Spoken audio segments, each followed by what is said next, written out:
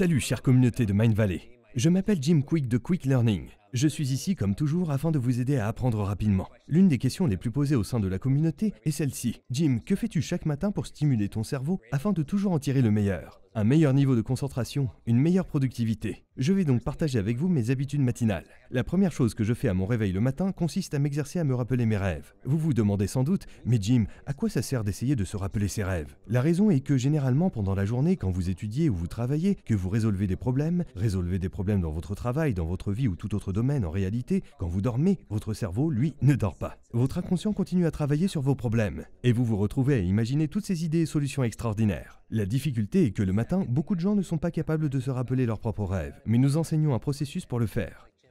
La deuxième chose que je fais à mon réveil, c'est faire mon lit après en être descendu. Vous vous demandez encore certainement, mais quel lien avec le cerveau, Jim? Je le fais pour deux raisons. Premièrement, évoluer dans un environnement sain est vital pour vous. Tout comme vous nettoyez votre poste de travail, nettoyer votre bureau, votre chambre est essentiel pour avoir un esprit sain. Et la deuxième raison pour laquelle j'aime commencer ma journée par un succès, c'est justement que comme on fait son lit, on se couche. Donc, démarrez avec une touche d'excellence. Prenez 2 minutes pour faire votre lit chaque matin. C'est magique. En prenant cette habitude, lorsque vous rentrerez chez vous le soir, vous viendrez simplement boucler le cycle du succès. La troisième chose que je fais, c'est boire beaucoup d'eau. Votre cerveau est constitué d'eau à 80% et la plupart des gens sont déshydratés. Buvez abondamment parce que l'eau est nécessaire pour favoriser l'hydratation de votre cerveau. La vérité, c'est que nous perdons beaucoup d'eau pendant notre sommeil. Par conséquent, me réhydrater abondamment constitue l'une de mes priorités au réveil. Qu'est-ce que je fais ensuite? Je me brosse les dents. Vous vous demandez encore, se brosser les dents, Jim? Mais en quoi est-ce utile pour le cerveau? En fait, vous brossez vos dents avec la main opposée. Il a été démontré qu'en utilisant votre main opposée pour manger ou vous brosser les dents, pendant que votre corps bouge, votre cerveau se déploie. Quand vous vous brossez les dents avec la main opposée, cela favorise la création de connexions neuronales supplémentaires dans votre cerveau. La quatrième chose que je fais, c'est un peu d'exercice de respiration.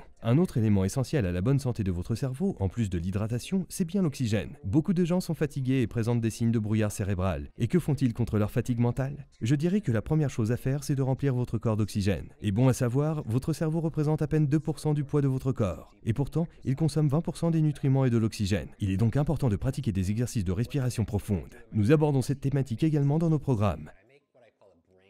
Maintenant, quelle est ma cinquième habitude matinale? Je me prépare du thé, un thé spécialement conçu pour le cerveau. Ce thé contient de la cola, du ginkgo biloba, de la crinière de lion, mais aussi des acides gras essentiels. Un formidable concentré d'ingrédients qui dope ma concentration et optimise ma mémoire. Et maintenant, pendant que je prends mon thé, qu'est-ce que je fais? J'écris dans mon journal personnel. La raison, si vous souhaitez optimiser la performance de votre cerveau, il est nécessaire de prendre des notes. C'est un processus complet dont je vous livre tous les secrets, toutes les meilleures astuces pour prendre des notes. Je peux ainsi planifier mes journées et noter les choses qui suscitent en moi le plus de reconnaissance. Je m'attarde sur les points relatifs à la gratitude dans mon journal personnel, parce que j'ai le sentiment que la gratitude dope mes capacités cérébrales. La vérité, c'est que si vous ne savez pas apprécier les choses que vous avez déjà, vous n'aurez jamais l'occasion de recevoir celles que vous voulez vraiment. Alors pourquoi je concentre mon attention sur la gratitude tous les matins?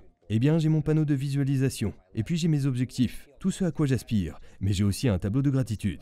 Les choses dans la vie qui suscitent en moi le plus de reconnaissance. Et si vous souhaitez créer un sentiment de gratitude instantané, comptez juste toutes les choses que vous possédez et que l'argent ne peut pas acheter. Le sentiment de gratitude est très bon pour votre cerveau. Je me souviens d'un récit publié sur la une du Time Magazine, à propos des super nonnes qui vivent 80, 90 ans et même plus. Je me suis donc demandé à quoi était due leur longévité. Cela était dû en partie à leur gratitude, leur foi émotionnelle. C'était aussi en partie dû à leur statut d'apprenante à vie. Ces deux éléments mis ensemble sont absolument magiques. Ainsi donc, je prends mon thé tout en écrivant dans mon journal personnel. Comme tous ces génies d'ailleurs qui tiennent un journal personnel, n'est-ce pas? Leonardo da Vinci, Einstein, Marie Curie. Et s'il faut y réfléchir, essayez de comprendre. On se demande si ces génies tiennent un journal personnel parce qu'ils sont des génies, ou si au contraire, c'est le fait de tenir leur journal personnel qui leur a permis de devenir les génies incontestables qu'ils sont dans leur domaine respectif. Quoi qu'il en soit, quand je finis de prendre mon thé spécial cerveau et d'écrire mon journal personnel, la prochaine chose que je fais, c'est un peu d'exercice matinal. Il ne s'agit pas de ma séance de sport de la journée, mais de 3 ou 4 minutes d'étirement intense afin de stimuler le rythme cardiaque. Et cela s'explique. Tout ce qui est bon pour votre cœur l'est aussi le plus souvent pour votre cerveau. Parce qu'en fait, quand je stimule mon rythme cardiaque, ce qui se passe, c'est que je favorise une meilleure circulation du sang et de l'oxygène vers mon cerveau, ce qui est vraiment très important. Qu'est-ce que je fais ensuite? Je fais ma préparation spéciale pour le cerveau. Vous vous demandez sans doute, Jim, c'est quoi cette préparation spéciale pour le cerveau? Il y a certains aliments qui sont vraiment exceptionnels pour votre cerveau. Et j'apprends aux gens comment mémoriser ces aliments. Tout ce qu'il y a à faire, c'est les mettre dans un mixeur. Certains de ces aliments sont les myrtilles, n'est-ce pas? Moi, je les appelle baies du cerveau. Il y a des choses comme les avocats, qui sont des aliments très appropriés pour le cerveau également. Également l'hydratation. Nous allons d'ailleurs parler de tous ces aliments dans une autre vidéo. Ainsi donc, pendant que je prends ma boisson spéciale cerveau, qu'est-ce que je fais? Je fais de la lecture, évidemment, n'est-ce pas? 20 ou 30 minutes de lecture planifiée, parce que les leaders sont des lecteurs. Et là, vous vous demandez, Jim, est-il vraiment possible de lire un livre en une semaine? Sans doute, parce que le lecteur moyen lit environ 1 ou 2 livres par an, alors qu'un PDG lit environ 4 à 6 livres par mois, n'est-ce pas? Découvrez comment lire un livre en une semaine. Donc, rappelez-vous, d'abord forgez vos habitudes. Ensuite, vos habitudes forgeront votre personnalité. Faites de la première heure de votre journée une heure propice à la stimulation de votre cerveau. Et le reste de votre journée sera un succès.